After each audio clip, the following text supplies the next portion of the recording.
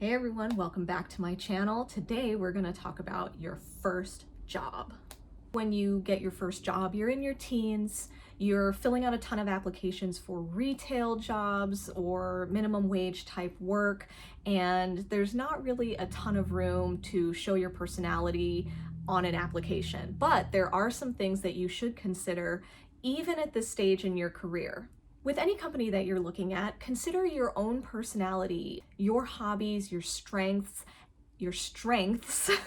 and how you would fit into that particular company. When you're thinking about your hobbies and your own personality and how you could potentially fit into a job, this could also help you determine what kind of job to apply for. Let's say you're in high school and you are on the bowling team. Okay. So you probably spend a lot of time at the bowling alley. Have you ever considered maybe you could work there part-time? Have you made friends with the owner or some of the employees there? Maybe they can tell you about an opening. These are things that you should consider when you are looking for your first job. What is it that sparks an interest in your own life, and start there. Maybe there's a nail salon or a hair salon that needs some extra help cleaning up at the end of the day. That's a great way to immerse yourself in that industry or in that field that you want to be in long term, and you can start making those connections that will help you further down your career path. Don't think so small. Even at certain companies, if you're a bagger at a grocery store, think corporate level.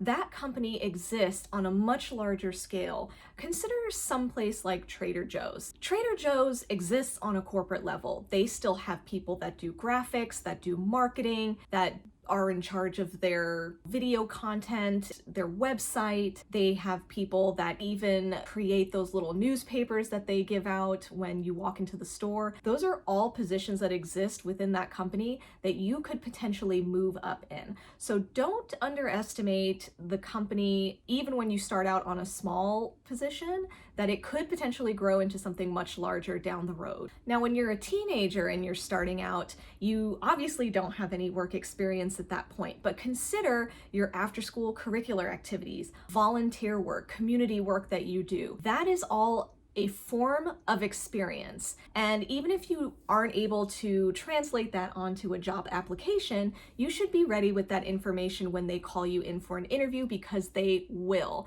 And here's why. Usually when you submit an application to a company, it's either online or you have to go into the store and fill it out and hand it into someone.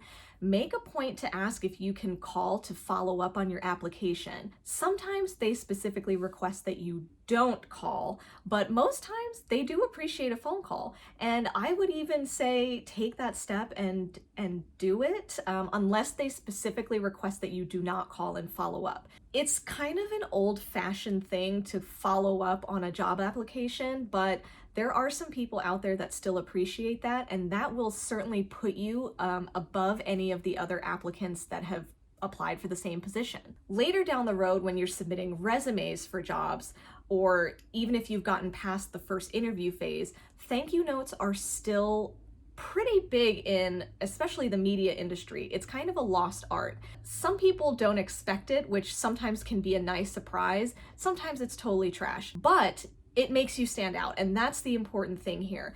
Even with your first job, you want to stand out from all of the other applicants who probably also have zero experience. You have now put yourself at the top of the list by showing that you are proactive and that you are engaged with the company and that you want it more than the other people.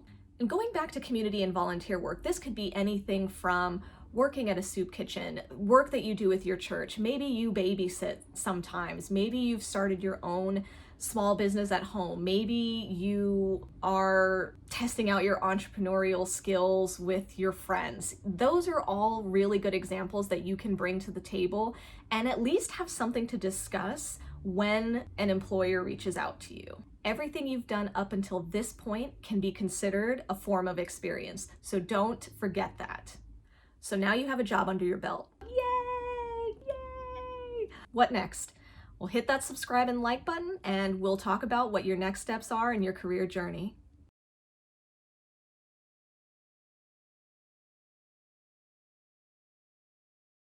So don't be dissuaded in the fact that you have zero work experience. everything that you've done up to this point could be considered